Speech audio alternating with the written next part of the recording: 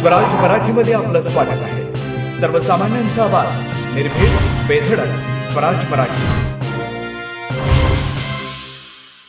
अग्रण धुळगाव येथील अशोक तानाजी भोसले यांच्या खून प्रकरणी 5 आरोपींना जन्मठेपेची शिक्षा व दंडाची शिक्षा ठोठावण्यात आली। सांगली जिल्हा व सत्र न्यायाधीश क्रमांक 4 श्री डी.वाय. गौड यांनी आरोपींना शिक्षा सुनावली आहे।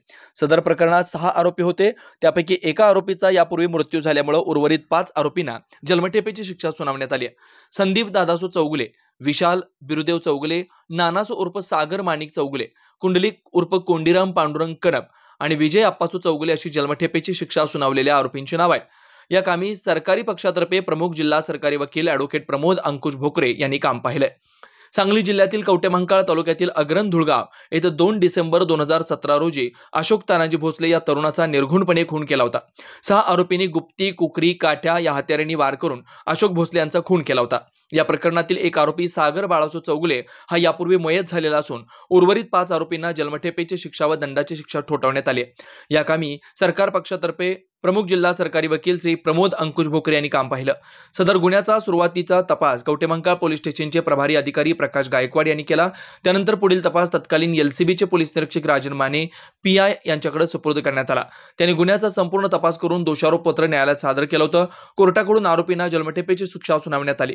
सदर कामी पैरवी कक्षातील अशोक तुराई, पोलीस श्रीमती वंदना मिसाळ तसेच कवटेमहांकाळ पोलीस ठाण्याचे वैभव काळे, शहाजी जाधव यांनी मदत केली। त्याचप्रमाणे सांगली जिल्हा न्यायालयाचे पैरवी कक्षातील इतर पोलिसांचं सहकार्य मिळालं।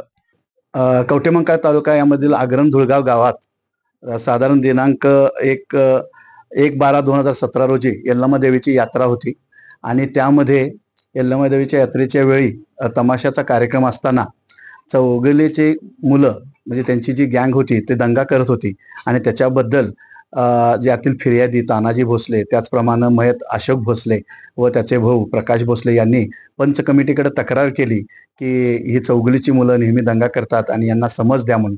तर याचा राग धरून ही जी चौगुले म्हणून जे आरोपी आहेत, जे यांची नावं जर बघितली तर संदीप चौगुले, विशाल चौगुले, नानासो चौगुले, त्याच्यासोबतीचे कुंडलिक कनप आणि विजय चौगुले या आरोपींनी याचा राग मनात धरून कुकरी आणि चाकू तसेच काट्यांनी एकत्र येऊन यातील जो मयत आहे अशोक याचा जाब विचारणा आणि त्याच्या पाठीत वार केले आणि मांडीत वार केले आणि त्यामध्ये तो मयत झाला।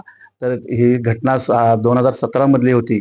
त्याची सुनावणी आहे प्रकाश भोसले यांचे साक्ष यानुसार, त्याचबरोबर पंच कमिटीतील सदस्य आणि इतर पंच त्यांच्या समोर हत्यार आरोपींनी काढून दिली, कपडे व गुन्ह्यामध्ये वापरलेले काढून दिली, या सर्व साक्षीचा विचार करून आणि त्या पुराव्यादाखल सर्व गोष्टींचा विचार करून यातील आरोपींना आजन्म कारावास जन्मठेप या 302च्या गुन्ह्याप्रमाणे 4थे सत्र न्यायाधीश माननीय डी.वाय. गौड साहेब यांनी शिक्षा सुनावलेली आहे आणि एका आरोपीस संशयाचा फायदा देऊन निर्दोष मुक्त केलेले आहे।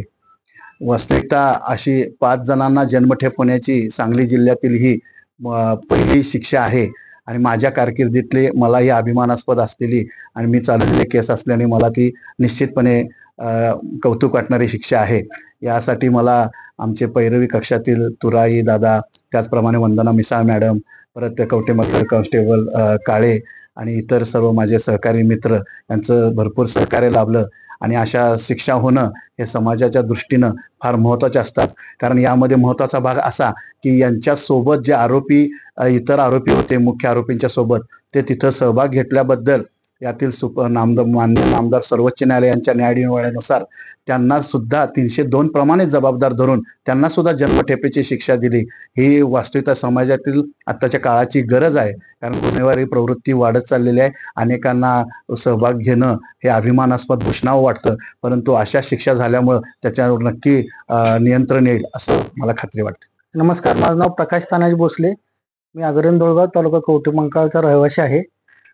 2 डिसेंबर 2017 रोजी अग्रण धुळगाव येथे यात्रेमध्ये माझा मोठा भाऊ अशोक भोसले याचा खून झाला होता आणि त्याचा आज निकाल लागलेला आहे आणि त्या निकालासाठी सर्वप्रथम मी आभार मानतो ते आपली केस ज्यावेळेस स्टँड झाली त्यावेळेस देशमुख साहेबांनी चांगल्या प्रकारे त्याचा तपास चालू ठेवला आणि त्याच्यानंतर मी खास करून एक नाव घेऊ शकतो वंदना मॅडम. त्यांनी प्रत्येक वेळेस आम्हाला म्हणजे साथ दिली, व्यवस्थित समजावून सांगितलं काय आहे काय नाही. आणि त्याच्यानंतर ज्यावेळेस देशमुख साहेब चेंज झाले त्याच्यानंतर आपले भोकरे साहेब आले आणि त्यांनी पण त्याच गतीने तपास सुरू ठेवला आणि आज निकाल तुमच्या समोर आहे. आज मला अत्यंत आनंद होतोय की माझ्या भावाच्या आत्म्याला शांती भेटली.